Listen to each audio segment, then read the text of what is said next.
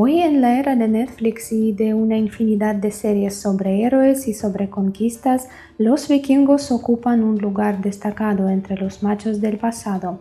Se han creado un montón de leyendas sobre ellos y su imagen a menudo está heroizado. Pero tal vez la comparación más precisa que podemos hacer con nuestros tiempos es que eran bandas criminales, ya que su actividad difería muy poco de la del mundo criminal. Vamos a ver cómo llegaron a esta vida. Me llamo Julian, bienvenidos a mi canal histórico. ¿De dónde surgieron los vikingos?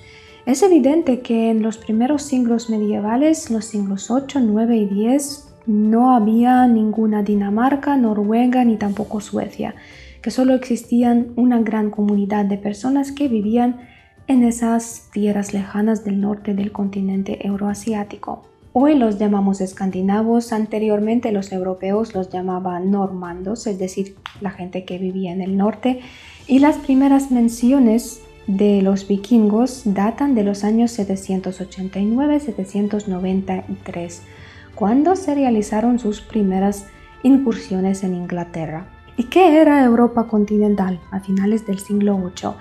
Aunque estaba bastante fragmentada, ya existían varios estados federados como el Reino de los Francos, el futuro Sacro Imperio Romano Germánico liderado por Carlomagno. En su parte oriental y en Asia Menor se extendía el Imperio Bizantino, que tampoco estaba tan unido como podría parecer por su nombre, pero aún así eran tierras muy atractivas a pesar de todos los conflictos internos, y su ciudad más rica y famosa, Constantinopla, que ahora es conocida como Estambul, era una perla verdadera para cualquier conquistador. Las tierras italianas también son entidades políticas separadas, como el reino lombardo, como el estado papal, y algunas incluso forman parte del Imperio Bizantino.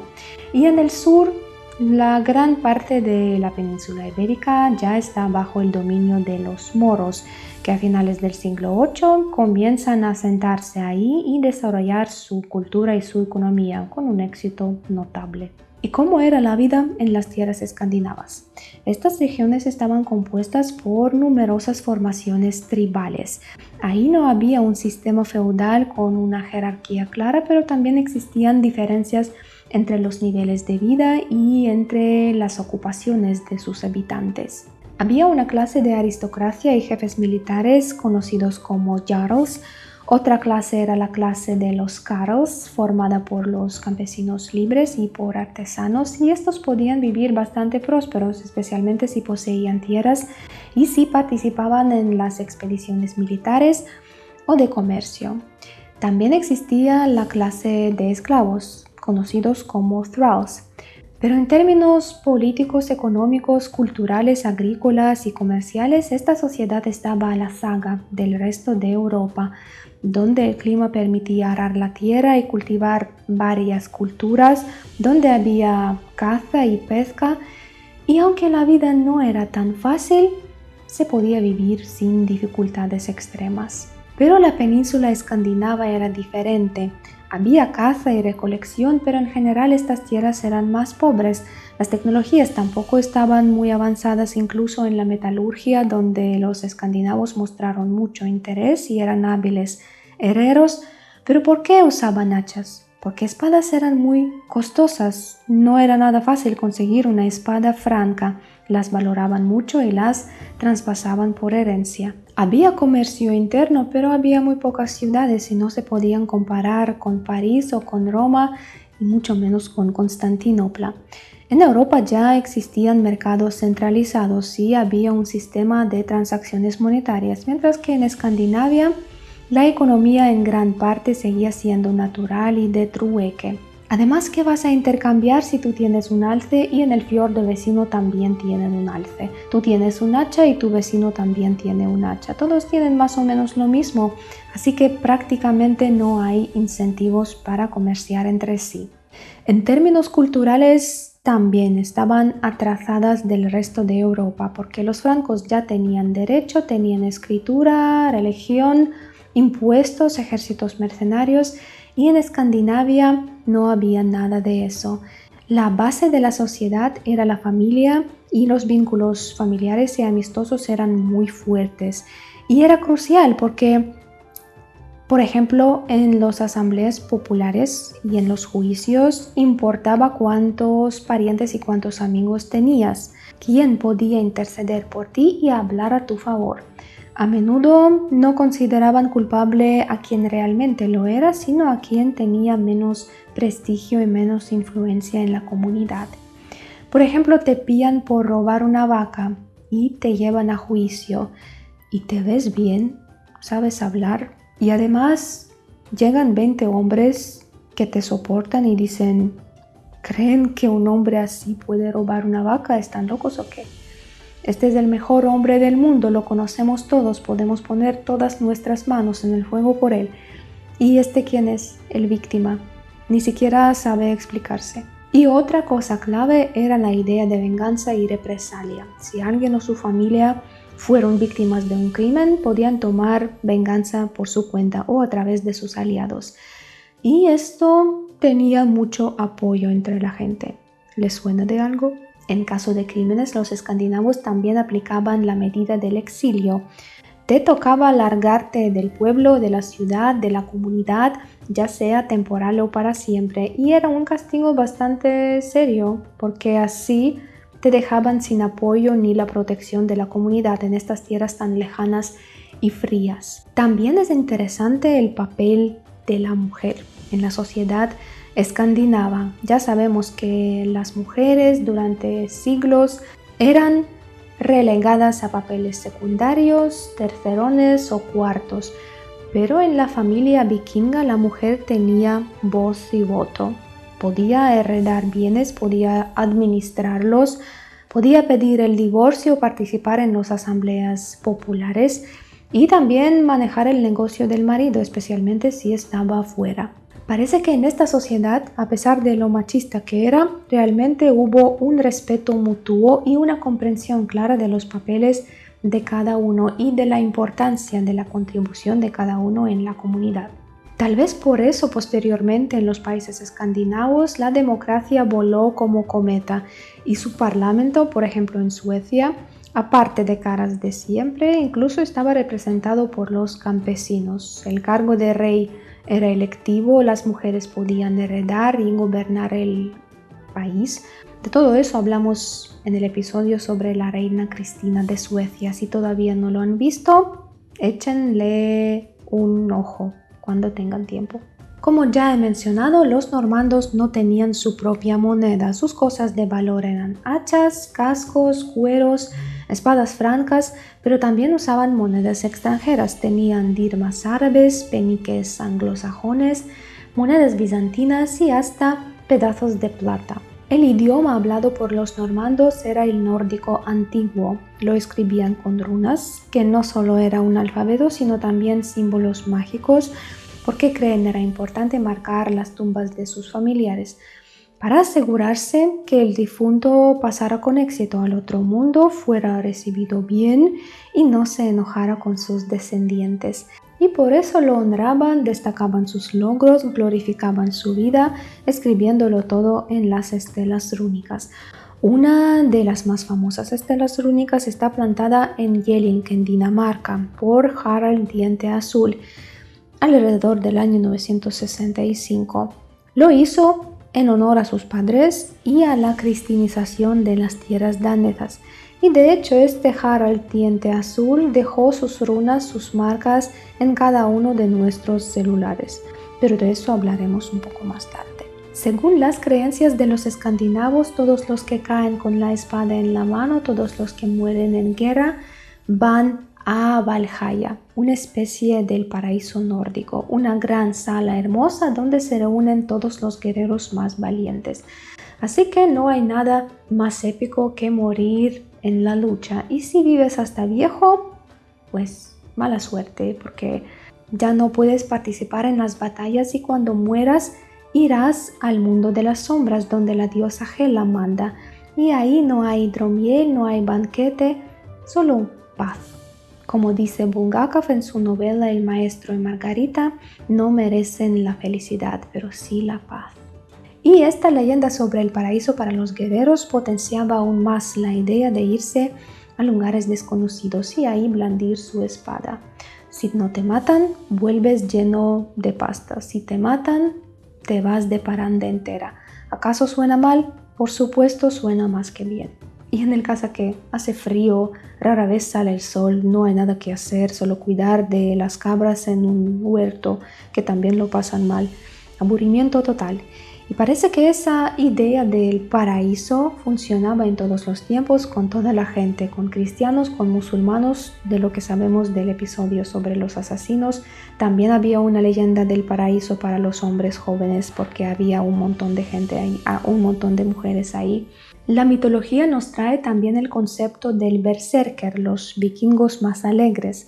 Los berserkers eran los que entraban en éxtasis durante la pelea, que perdían control y eran imposibles de derrocar, se volvían increíblemente feroces, brutales, hasta podían pelear desnudos, me refiero sin armadura, y así demostraban su desprecio al peligro. Existe la teoría de que su indiferencia al dolor provenía del consumo de hongos y plantas alucinógenos, y en este estado de trance se lanzaron al combate con furia ciega y ni siquiera distinguían sus aliados de sus enemigos, por lo que a menudo su presencia atemorizaba incluso a sus compañeros de batalla.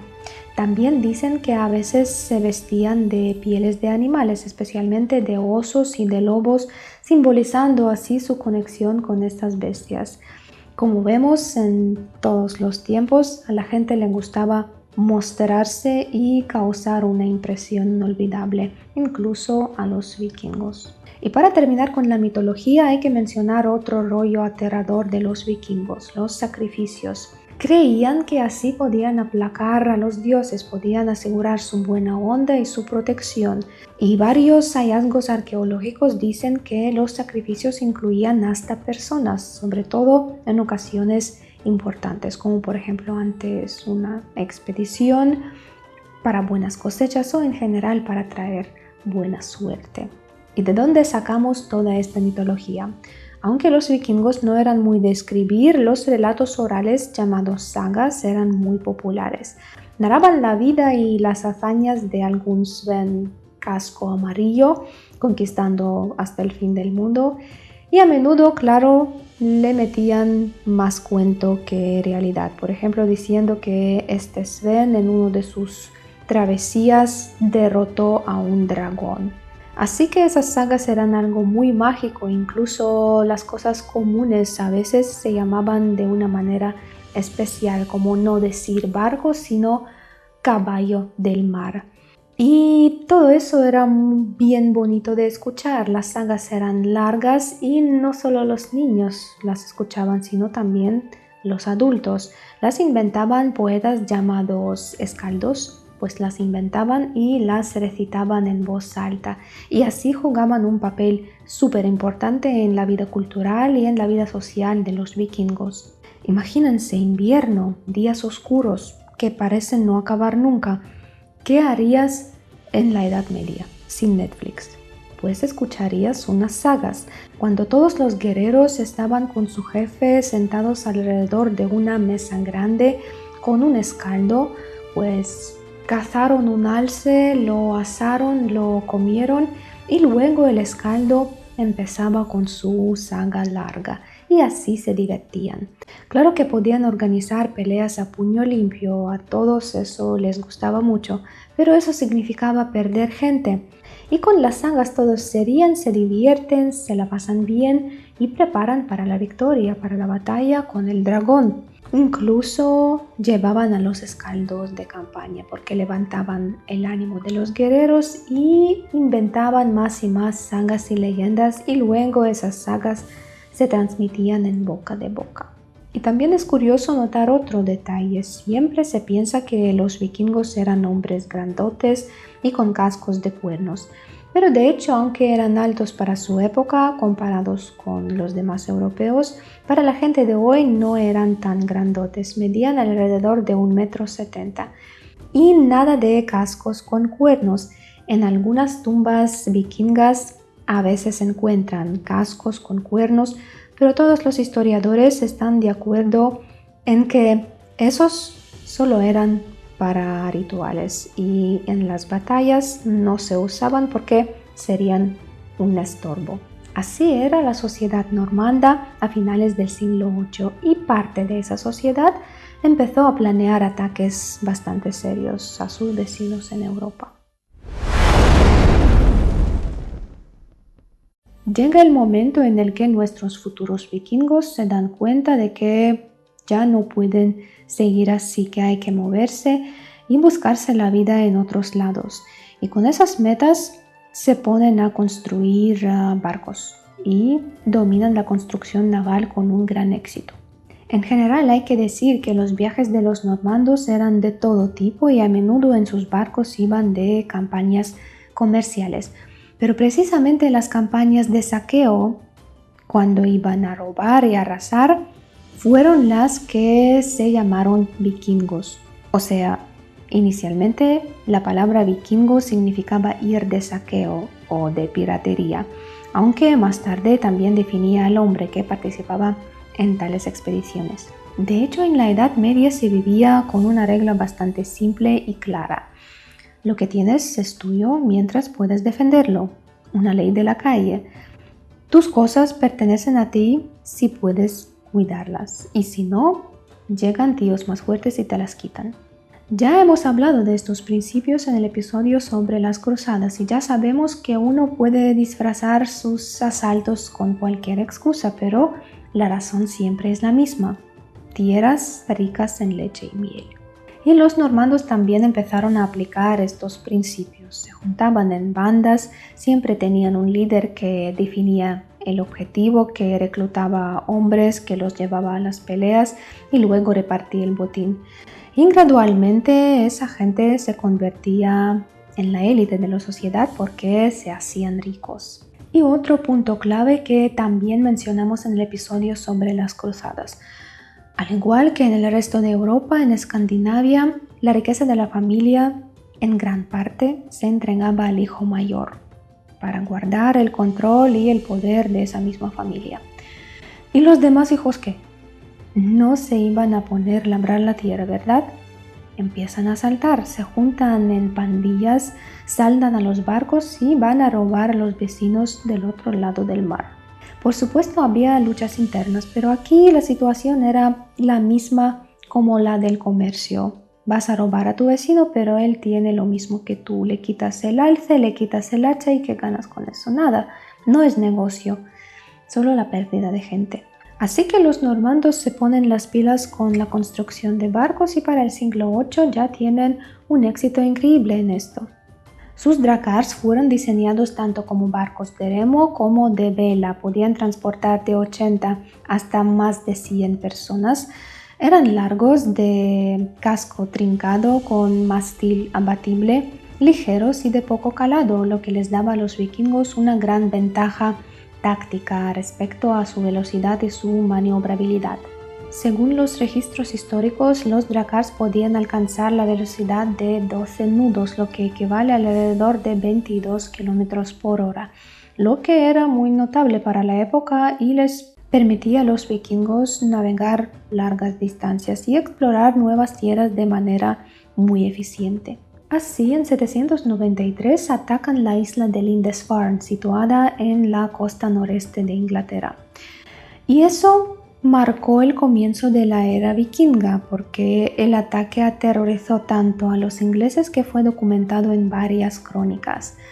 Arrasaron el monasterio, mataron monjes, saquearon las reliquias de la iglesia y destruyeron los edificios de la isla. Al principio los vikingos se la pasaban dando saltos en las actuales islas británicas.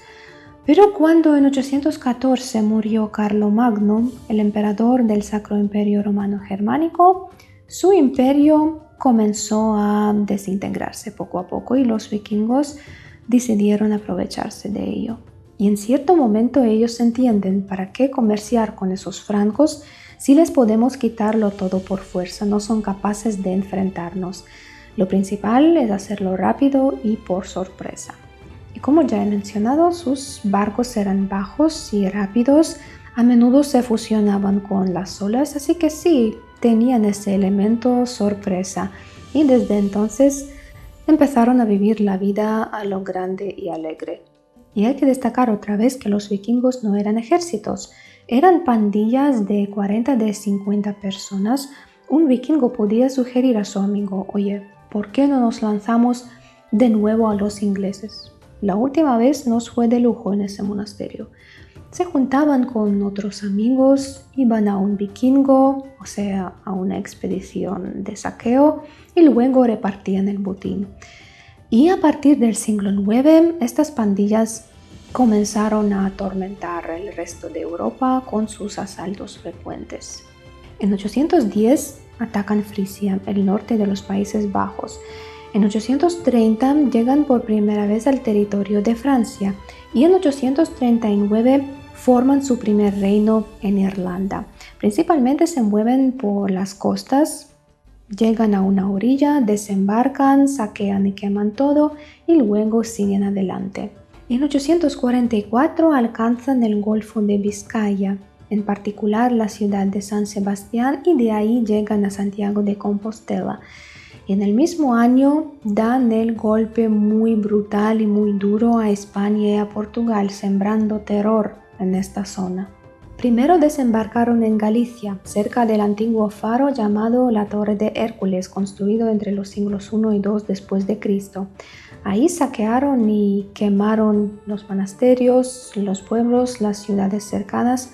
A algunos los mataron, a algunos los esclavizaron y luego se dirigían hacia el sur.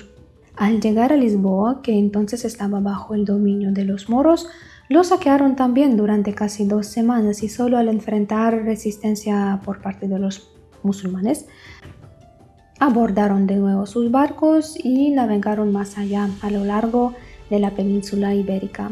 Al arribar al territorio de Al-Andalus, el sur de España moderna, los vikingos decidieron remontar el río Guadalquivir hacia el interior y llegaron hasta la ciudad de Sevilla, que también estaba bajo control de los moros. Y Sevilla sufrió un pillaje terrible por parte de los vikingos. Ahí tomaron la ciudad entera, saqueándola durante varios días también. Pero mientras tanto, el emir de Córdoba, Abdelrahman II, logró reunir un gran ejército y organizar un contraataque exitoso.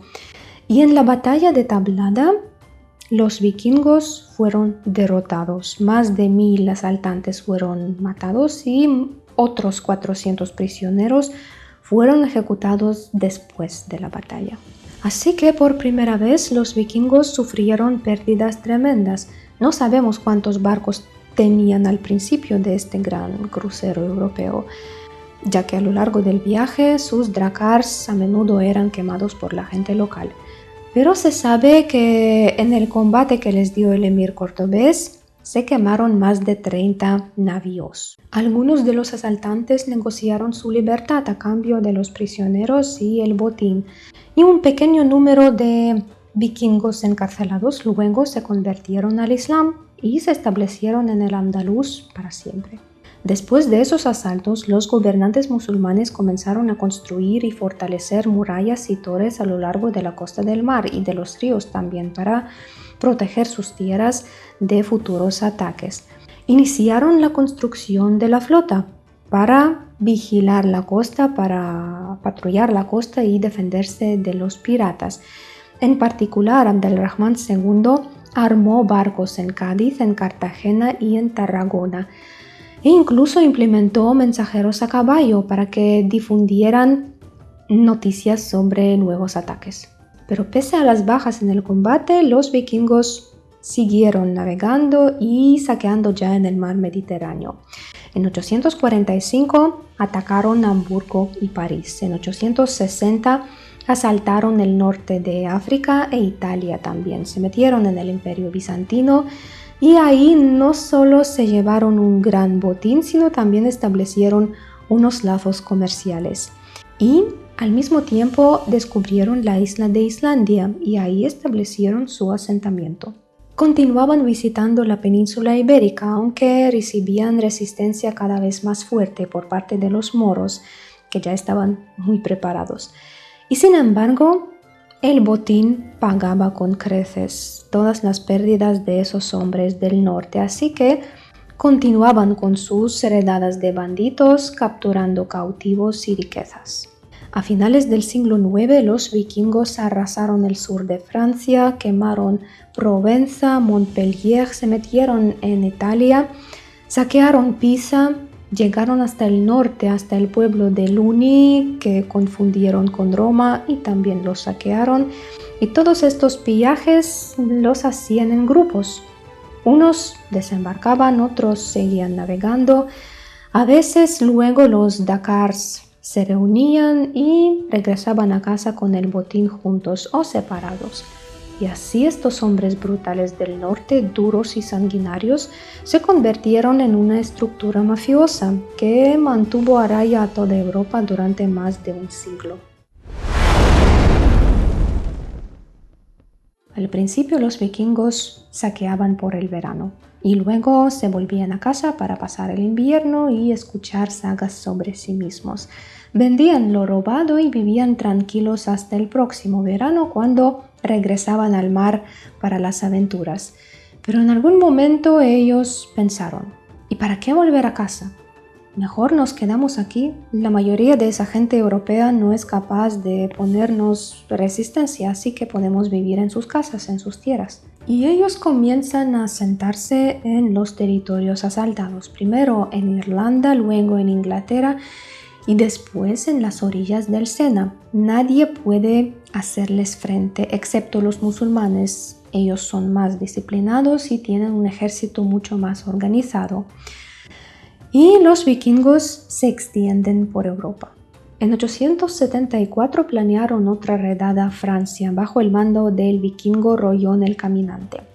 Dicen que lo llamaban así porque era tan grande que ningún caballo podía soportar su peso, pero sí lo soportaba el barco, así que Rollón y su banda establecieron su campamento en la desembocadura del Sena y comenzaron a saquear a las ciudades durante años. Sin tener fuerzas para pelear contra la banda de Rollón, en 911 el rey carolingo Carlos III, apodado el Simple, no era muy complejo, le ofreció un trato.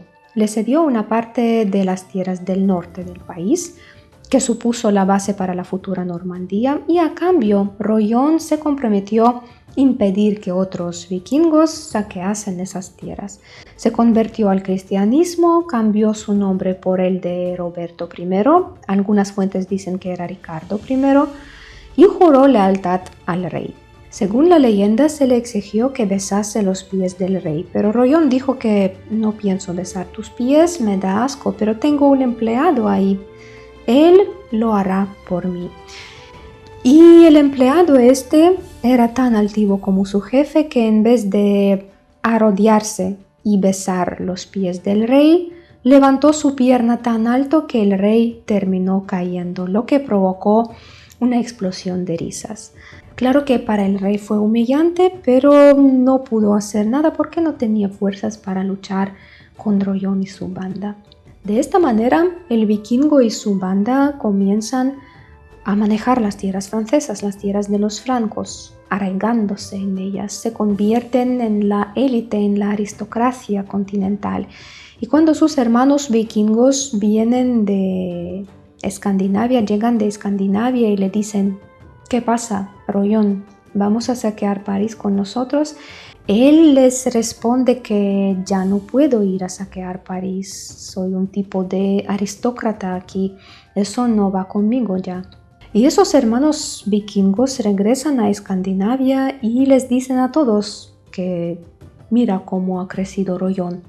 Ya es un tipo respetado, lo visitan embajadores, se arrodillan ante él, los demás de la banda también se han vuelto educados, se han vuelto respetados, ya no dicen tacos, solo gracias, por favor, excusez-moi.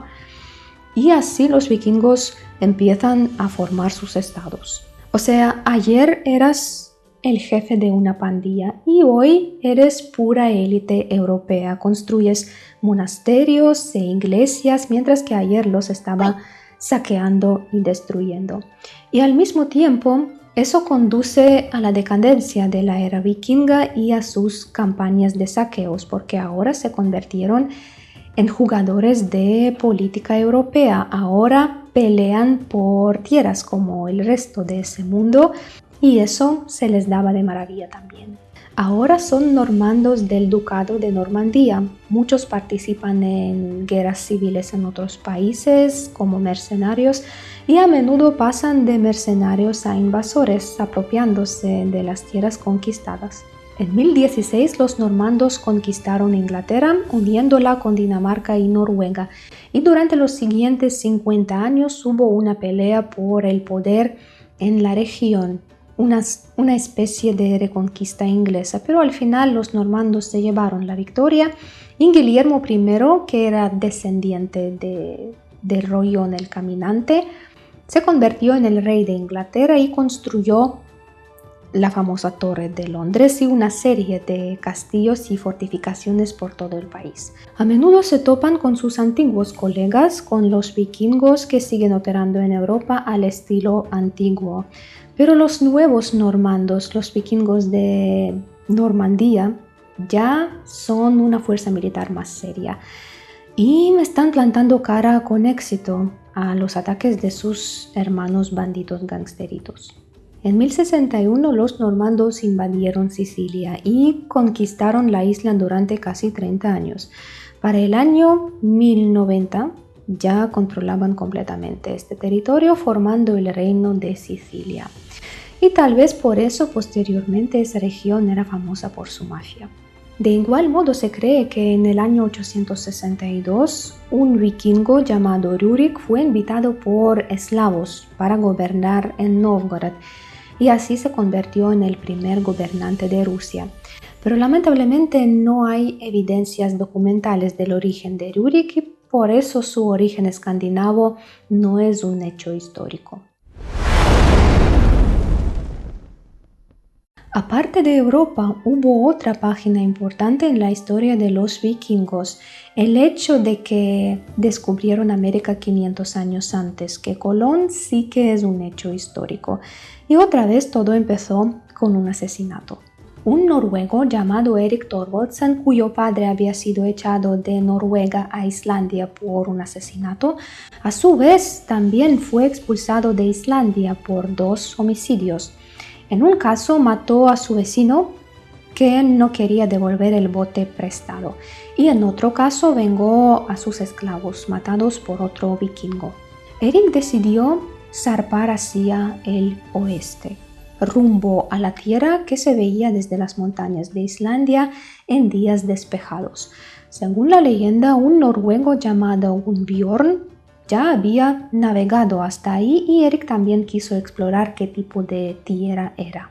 Así que en el año 982 se largó hacia el oeste junto con su familia, sus sirvientes y su ganado. Como no pudo desembarcar de inmediato debido al hielo flotante que estaba a lo largo de la costa este, Erik se vio obligado a rodear la isla por el sur y desembarcar en la costa occidental.